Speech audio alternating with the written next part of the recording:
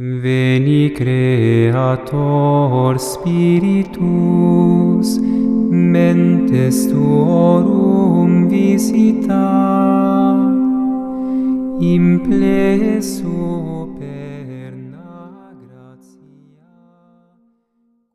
Bonjour à tous, soyez les bienvenus dans cette nouvelle vidéo. Moi, je m'appelle Jackson Pedro, je suis missionnaire de la communauté Alliance de Miséricorde. Et aujourd'hui, je vais partager avec vous une nouvelle clé pour que vous puissiez bien vivre l'expérience de la Pentecôte. Aujourd'hui, on va méditer la clé témoigner. Et pour ça, je vous invite à prendre la parole de Dieu. On va utiliser l'évangile de Saint Jean, le chapitre 15, versets 26 et 27. La parole dit: Lorsque viendra le Paraclet, je vous enverrai de près du Père l'Esprit de vérité qui vient du Père. Il me rendra témoignage, mais vous aussi vous témoignerez, parce que vous êtes avec moi depuis le commencement. Alors, mes frères, mes sœurs, dans ce passage, Jésus, il utilise deux noms pour parler de Saint-Esprit. D'abord, il l'appelle le Paraclet. Qu'est-ce que ça veut dire? Le Paraclet, c'est un mot qui signifie le défenseur, le consolateur, l'avocat. Donc, c'est propre du Saint-Esprit protéger et nous aider dans les moments auxquels on a besoin de Dieu. Dans les moments de nos faiblesses, dans les moments de nos besoins, c'est propre du Saint-Esprit venir pour nous aider. Et après cela, Jésus l'appelle aussi l'Esprit de vérité. Pourquoi que Jésus l'appelle l'Esprit de vérité? Lui-même explique, non? Parce qu'il me rendra témoignage. Donc, si le Saint-Esprit il rend témoignage de la personne de Jésus, et Jésus est le chemin, la vérité et la vie, le Saint-Esprit, lorsqu'il rend témoignage de Jésus, il rend témoignage de la vérité. Non? Et donc, c'est propre de Jésus, de Saint-Esprit, nous a présenté la personne de Jésus. Donc, nous a présenté la vérité.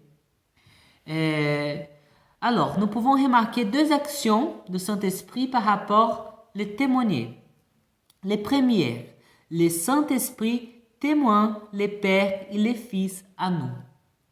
Mes frères, mes sœurs, c'est propre du Saint-Esprit nous a présenté la personne du Père et du Fils.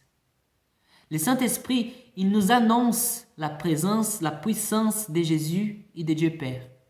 C'est à lui de nous montrer, de nous révéler Jésus le Père. J'ai pris une phrase très intéressante d'un patriarche de l'Église qui s'appelle Athénagoras. Et il dit: Sans le Saint-Esprit, Dieu reste distant. Il est Christ dans le passé. L'Évangile, une parole morte. Cependant, pour le Saint-Esprit, le Christ ressuscité se rend présent et l'Évangile se fait la puissance de vie. Voilà. Mais on peut quand même connaître la personne de Jésus et de Dieu Père. Mais si on n'a pas l'expérience avec le Saint-Esprit, la personne de Dieu Père peut devenir seulement une idée et la personne de Jésus peut devenir seulement un personnage historique. Si on voit Jésus comme un simple personnage historique, et si on voit Dieu comme une simple idée, ça c'est pourquoi on n'a pas eu une expérience avec le Saint-Esprit. Parce que le Saint-Esprit, il fait que la personne de Jésus et de Dieu Père soit vivante. Et bien sûr, Jésus il est vivant, Dieu Père il est vivant, il est parmi nous aujourd'hui dans l'histoire de l'homme. Aujourd'hui il est là. Il n'est pas mort. Il est vivant. Et c'est le Saint-Esprit qui nous donne cette expérience de Jésus ressuscité. Jésus est ressuscité. Et c'est propre du Saint-Esprit nous a présenté ça. Donc, si on a doute de la présence de Dieu, si on a doute de la puissance de Dieu Père, c'est parce qu'on n'a pas eu encore une bonne expérience avec le Saint-Esprit. Parce que lui, il rend témoignage de Jésus en nous. Il nous donne la capacité de comprendre que Dieu est vivant.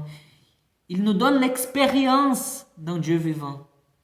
C'est comme ça qu'il nous rend témoin parmi l'expérience. Et le deuxième point que je voudrais méditer avec vous, c'est que le Saint-Esprit nous apprend à témoigner les pères et les fils. Voilà, après que je raconte la personne de Jésus, que j'ai une expérience avec la personne de Jésus, moi aussi je suis appelé à témoigner la personne de Jésus et du Père. Mais moi, je n'ai pas la capacité de témoin. Donc, j'ai besoin de l'action du Saint-Esprit en moi. C'est lui-même, c'est le propre Saint-Esprit qui va annoncer la personne de Jésus et du Père parmi moi. Donc, je dois être ouvert à l'action du Saint-Esprit. Je dois me disponibiliser à la personne du Saint-Esprit. Et c'est très important, ce point, l'ouverture. On doit être toujours ouvert à la personne du Saint-Esprit. Sinon, si on se ferme à l'action du Saint-Esprit, on se ferme aussi à l'expérience avec Dieu. Lui, il va nous rendre témoins du Père et du Fils. Il va nous faire aussi donner témoin aux autres. J'aimerais bien partager avec vous une expérience que j'ai vécue. J'étais encore à São Paulo à l'époque. Et la communauté, elle a demandé à un groupe de missionnaires, j'étais parmi eux, de faire une évangélisation dans une zone de prostitution à São Paulo. Nous y sommes allés. Et lorsque nous sommes arrivés là-bas, que j'ai vu cette situation, que c'était vraiment dommage, c'était des gens qui étaient dans une situation triste, et je ne savais pas comment annoncer Jésus là-bas. J'ai eu peur, je ne savais pas, j'ai pensé que les gens seront fermés, ne voulaient pas m'écouter, et j'ai eu beaucoup de peur. Dans un moment, je me suis rappelé de la parole de vie de la communauté, que la parole dit « L'Esprit du Seigneur est sur moi ». Et j'ai commencé à répéter cette parole dans ma tête. L'Esprit du Seigneur est sur moi, l'Esprit du Seigneur est sur moi. Et voilà, on a commencé à faire l'évangélisation, on a abordé quelques personnes, on a prié, jusqu'au moment qu'on est arrivé jusqu'au but de la rue. Et là-bas, il y avait une place. Et la place était bondée de gens qui étaient dans une situation de prostitution, qui vendaient leur corps pour vivre. Et lorsque nous sommes arrivés là, j'ai dit, mon Dieu, ici ça sera compliqué. Les gens vont devenir hostiles parce que nous sommes chrétiens, ils n'aiment pas ça, ça sera difficile. Et un autre missionnaire qui était avec nous, il a eu une idée, et il a dit, voilà, on commence à chanter de louanges et le Saint-Esprit va conduire l'évangélisation. On a commencé à faire comme ça, et on a commencé à chanter. Et lorsqu'on a commencé à chanter, les gens qui étaient à la place, ils ont commencé à approcher de nous. Et bien sûr, nous les missionnaires, on a commencé déjà à parler avec les gens, on a commencé à parler de Jésus. Et jusqu'au moment que j'ai vu un homme proche de nous, il n'était pas trop proche, mais je suis allé pour en parler, tout ça. Et j'ai commencé à essayer de parler de Jésus, de parler sur une expérience avec Jésus. Mais cet homme-là, il était vraiment fermé. Il ne voulait pas m'écouter. Il était vraiment méchant avec moi. Et j'essayais de dire des choses, de dire des paroles d'espoir, voilà. Mais il était vraiment fermé. Il ne voulait pas m'écouter. Mais je sentais dans mon corps que je devrais continuer. Et j'ai continué. Et j'ai continué à parler de Jésus, mais il ne voulait pas. Jusqu'au moment que le musicien qui était avec nous, il a commencé à chanter un louange très beau. Ce louange a touché l'homme qui était avec moi. Et j'ai vu que cet homme a été touché par la musique. Et j'ai dit, voilà, monsieur, je peux prier pour vous? Il a dit oui, il a fermé les yeux. Et moi, avec notre missionnaire, on a prié pour lui. Après la prière, cet homme, il a vécu une très belle expérience avec Dieu. Et il pleurait beaucoup. Il m'a dit, voilà monsieur, aujourd'hui je suis sorti de ma maison pour pécher. Je voulais pécher. Je voulais me prostituer. Je voulais utiliser des drogues. Je voulais faire des choses mauvaises ici. Et Jésus, il est venu ici pour me rencontrer. Jésus, il est venu ici parmi tous ces péchés pour me rencontrer. J'étais heureux parce qu'il a fait une expérience avec Jésus. Mais après ça, il m'a regardé. Il m'a dit, Monsieur, je ne comprends pas, mais au moment que vous priez pour moi, j'ai vu dans ma tête, sous vos têtes, comme des colombes blanches. Mais moi, je ne comprends pas ça. Mais moi, voilà, je comprends bien, j'ai compris bien cela, parce que moi, j'étais en priant dans ma tête, non? L'Esprit du Seigneur est sur moi. L'Esprit du Seigneur est sur moi. Et cette expérience m'a confirmé aussi la puissance du Saint-Esprit. Bien sûr, je ne savais pas ce que je devais faire. Je ne savais pas ce que je devais parler. Je ne savais pas.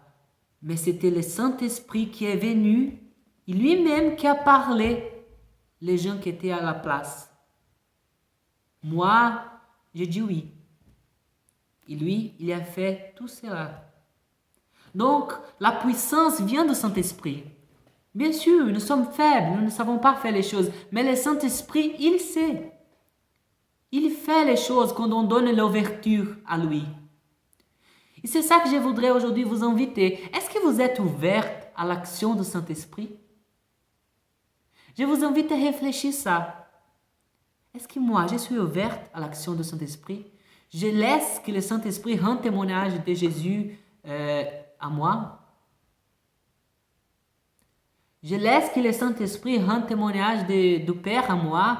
Et moi, je suis ouverte pour donner aussi des témoins les autres? Donc voilà mes frères et mes sœurs, je vous invite à faire cette réflexion aujourd'hui et après ça à prier. Demande la puissance du Saint-Esprit. Demande une expérience avec le Saint-Esprit. Et avec ça, vous aurez aussi une belle expérience avec le Père et le Fils. Parce qu'ils sont ensemble, ils sont les mêmes dieux. Je vous invite à ça mes frères. Le Saint-Esprit aujourd'hui, il veut te toucher, il veut te rencontrer, il veut te rendre témoin. Mais c'est à vous de le laisser. Donc, merci beaucoup pour votre présence. Je vous souhaite une très bonne journée et que Dieu vous bénisse. Au nom du Père, et du Fils et du Saint-Esprit. Tu septi formis munere, dextre Dei tu